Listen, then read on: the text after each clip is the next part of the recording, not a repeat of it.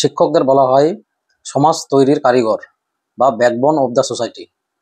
কথার অর্থ হচ্ছে আমরা প্রাথমিক শিক্ষা লাভ করি ঘর থেকে, যেখানে মা এবং বাবা মুখ্য ভূমিকা পালন করে। আমাদের ছোটবেলাকার শিক্ষা আমরা যা পেয়ে থাকি সমস্ত কিছু তাতে অবদান থাকে মা এবং বাবার, পিতা মাতার।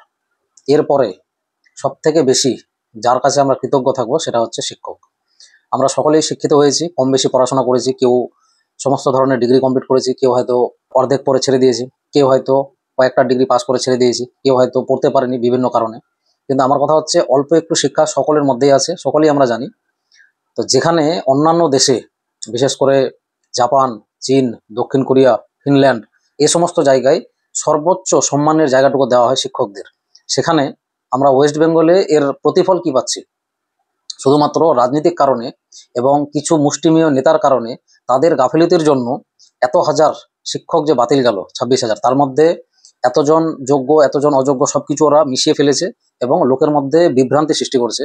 তো তারা তাদের দাবিটা রেখেছিল কি, যে আমরা যারা যোগ্য তাদের যেন তাড়াতাড়ি চাকরিটা ফিরিয়ে দেওয়া হয়। তার জন্য তারা যতটা শান্তিপ্রিয়ভাবে আন্দোলন করা সম্ভব তেমনটা তারা করছিল। কিন্তু এর প্রতিফল কি বেরোলো, যে পুলিশ এবং অন্যান্য যে সহকর্মীরা আছে তারা যে তাদের উপর এমনভাবে লাঠিচার্জ, লাথি মারা, বিভিন্ন ধরনের যে অন্যায় কাজগুলো করছে, সেটা কোনো মতেই একজন সুস্থ মানসিকতা সম্পন্ন ব্যক্তি সেটা মেনে নিতে পারবে না, হোক সেটা পুরুষ বা নারী।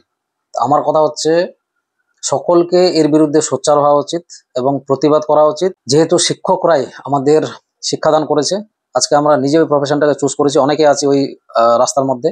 আবার অনেকে এই জিনিসটা ভেবে অবাক হচ্ছি যে যেখানে অন্যান্য জায়গায় এদেরকে সর্বোচ্চ আসনটা দেওয়া হয়, সেখানে এদেরকে পথে বসতে হচ্ছে, রাস্তায় বসে ওদেরকে মিছিল করতে হচ্ছে, আর বিভিন্ন জায়গায় ওদের হেনস্থা করা হচ্ছে, ওদেরকে মারা হচ্ছে।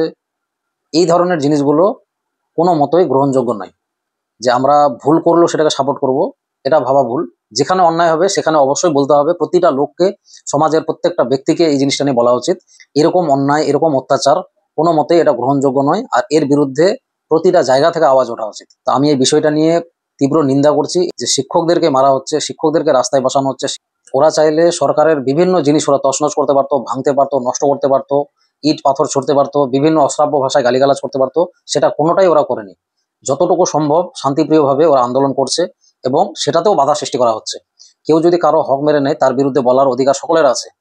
Freedom two right, freedom to speak, সমস্ত কিছু বলার অধিকার, স্বাধীনতা দিয়েছে সংবিধান।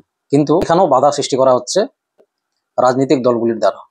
আমার কথা হচ্ছে এর বিরুদ্ধে সকলকেই সোচ্চার হওয়া উচিত। আমি এই ঘটনার তীব্র নিন্দা করছি, যে এরকম জিনিস কখনোই হওয়া উচিত নয়। এর আগে কোনো দিনও হয়নি, এত বছর রাজত্ব করে গেছে এর আগের সরকার। এত বছর রাজত্ব করার পরেও কোনো দিনও শিক্ষকদের রাস্তায় বসতে হয়নি বা এই ধরনের অন্যায় অবিচার দেখতে হয়নি, যেটা তৃণমূল সরকারের কাছে দেখতে হচ্ছে। তো এর বিচার সাধারণ মানুষই করবে। আর এটার জন্য হয়তো এই যে শিক্ষক নিয়োগের যে দুর্নীতি, এটার জন্য তৃণমূল সরকার বেশি দিন টিকতে পারবে না। অন্যায় যারা করে তার প্রতিদান সে নিজেই একদিন ভোগ করে।